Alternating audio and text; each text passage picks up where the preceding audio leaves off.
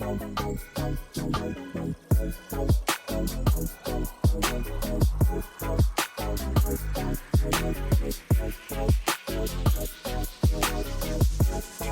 our nation's freedom, the Statue of Liberty first sailed into the New York harbor.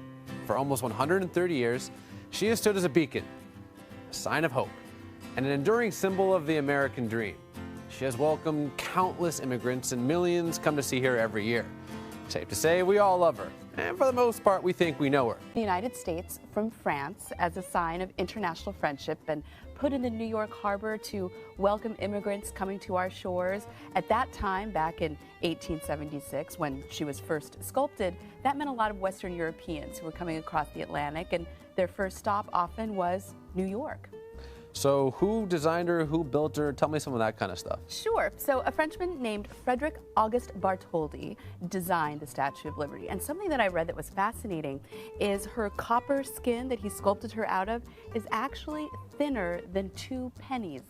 So you look at the Statue of Liberty, Really? you think like it must be so heavy, which of course it is, but the actual material that he used is very supple copper that then turned brown and then became green because of the oxidation process. So she actually started out a different color. Isn't that funny? I think that's an interesting thing because I always just assume that the Statue of Liberty, she's green. No, she started out like a copper penny.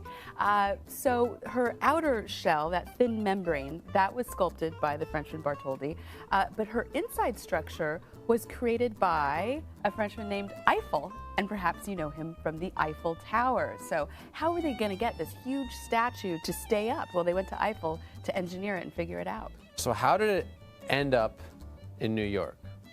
Well, it was shipped across the Atlantic with the intention of being a gift of America's 100th birthday to celebrate July 4th, 1776, when we declared our independence.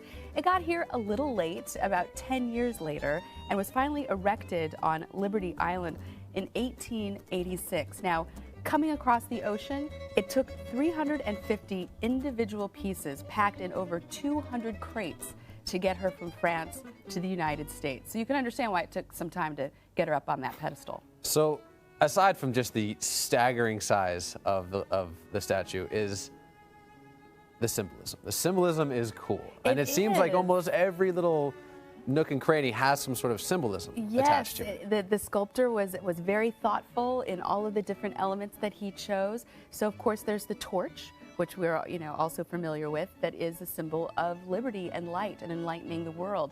Then you have the Statue of Liberty's crown with 7 points on it. Those 7 rays of the sun are actually the 7 seas and the 7 continents of the whole world. I did not know that. I had no idea either.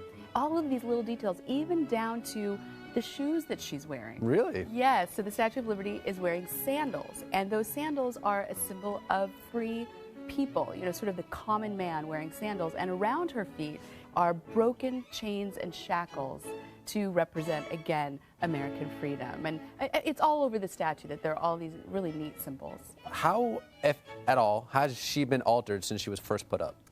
So the first real reconstruction was in 1916 during World War I, and that's when some German saboteurs, they exploded munitions on an island near the statue, and it did damage to the statue, in particular the torch. So we had to go and repair the torch, but what's kind of interesting and maybe a little sad is the torch has been closed to anybody being able to go in it ever since. And then after the World Trade Center disaster in 2001, Lady Liberty was actually closed for 3 years. And I don't know if you remember, there was scaffolding all around. It was really interesting. So they were doing work on her just as recently as a little over 10 years ago. So it's kind of the story of America in this one little statue, because you've had World War I affect it, the September 11th affect it, sure, Hurricane Sandy affect it. Exactly, and yet there she is, standing tall, standing proud, and enduring.